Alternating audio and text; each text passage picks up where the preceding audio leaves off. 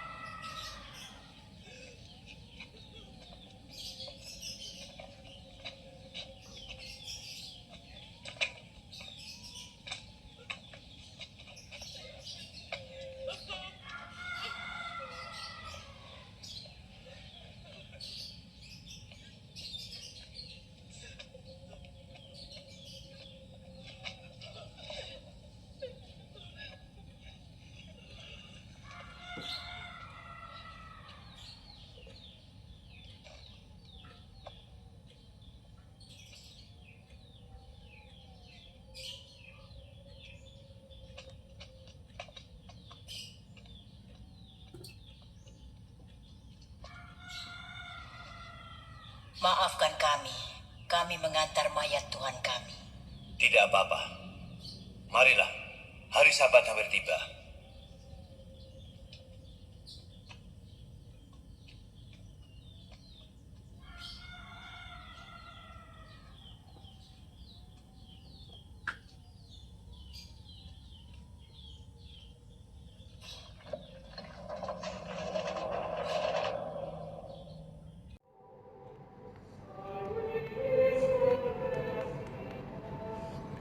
Yusuf Arimatea adalah pembesar Yahudi.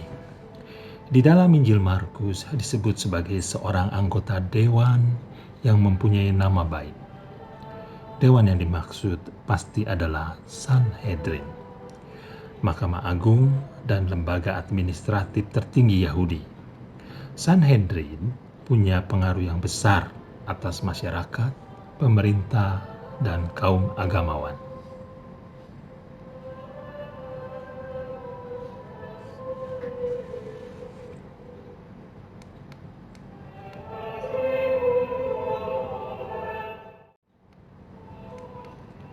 Diam-diam, Yusuf Arimatea menjadi murid Yesus. Dalam Injil Yohanes 19 mengatakan bahwa Yusuf menjadi murid Yesus secara sembunyi-sembunyi. Sesungguhnya apa yang dia takutkan? Memang bahwa orang Yahudi membenci Yesus. Resikonya jika ia mengaku beriman kepada Yesus, akan diusir dari sinagoga. Dia akan dihina, dimusuhi, dan diperlakukan seperti kaum rendahan oleh sesama orang Yahudi. Makanya Yusuf Arimatea tidak terang-terangan mengatakan bahwa dia beriman kepada Yesus, karena pertaruhannya adalah kehilangan jabatan dan reputasinya.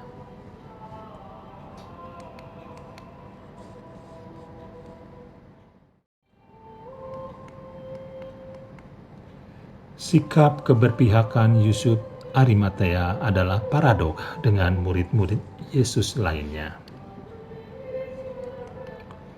Namanya tidak banyak disebut dalam Alkitab, berbanding terbalik dengan kebanyakan murid-murid Yesus lainnya. Namun, dikala murid-murid yang lain terdesak dan bersembunyi, Yusuf Arimatea menjadi orang pertama yang dengan tegak berdiri dan menyatakan bahwa ia berada di pihak Yesus. Meskipun itu hanya catatan kecil sebatas hanya meminta izin kepada Pilatus untuk memakamkan Yesus di makam pribadi miliknya.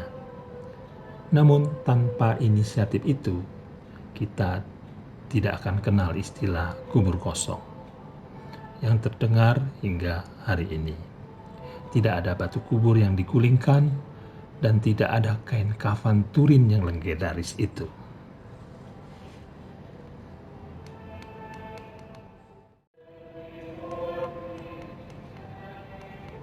Yusuf Arimatea menguburkan Yesus. Hukum Yahudi memberikan peraturan bahwa orang yang dihukum mati harus dikuburkan sebelum matahari terbenam. Orang Romawi yang berkuasa atas orang Yahudi tidak memperdulikan hukum itu. Jenazah orang yang dihukum mati biasanya dibiarkan membusuk di tiang siksaan atau dibuang di dalam kuburan umum.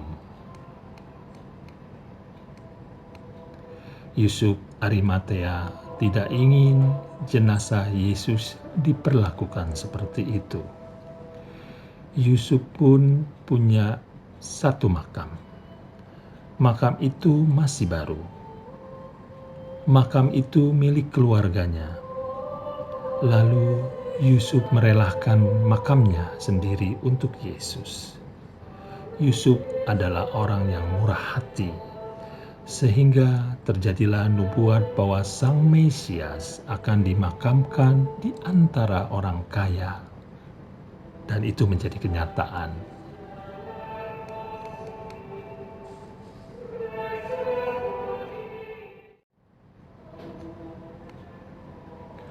Kain kafan jenazah Yesus dan akhir kisah Yusuf dari Arimatea. Kain kafan dari Turin adalah kain kafan yang dibeli oleh Yusuf Arimatea. Saat dia menurunkan tubuh Yesus, dia datang sudah membawa kain kafan itu yang khusus dibelinya untuk menguburkan Yesus, seperti tertulis dalam Injil Markus 15. Setelah Injil bercerita tentang pemakaman Yesus, Alkitab tidak lagi menyebut nama Yusuf dari Arimatea. Kita pasti bertanya-tanya, apa yang terjadi dengannya? Kemungkinan Yusuf memberitahu orang-orang bahwa dia adalah orang Kristen. Sebagai catatan akhir, Yusuf Arimatea selama masa yang susah itu, iman dan keberaniannya tidak pudar, tapi justru semakin kuat.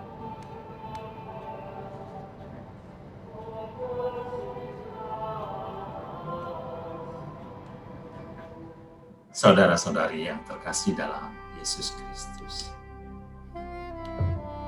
cermin iman apa yang saya dapatkan dari Yusuf Arimatea?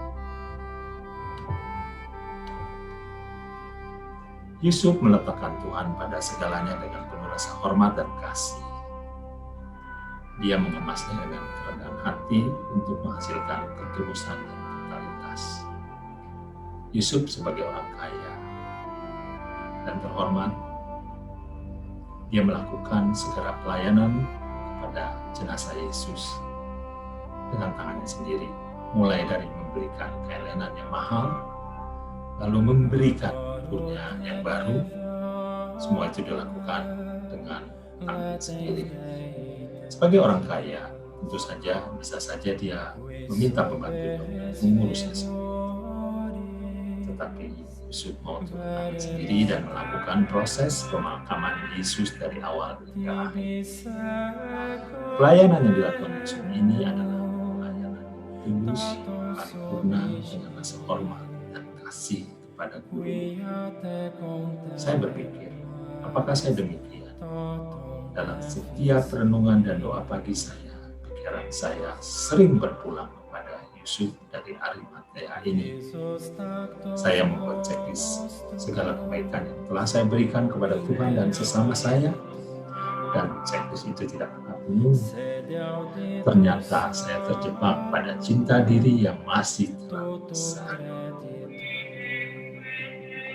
Jendela iman yang saya temukan, ternyata Allah memakai cara yang aneh pada Yusuf Arimatea dan kepada setiap orang.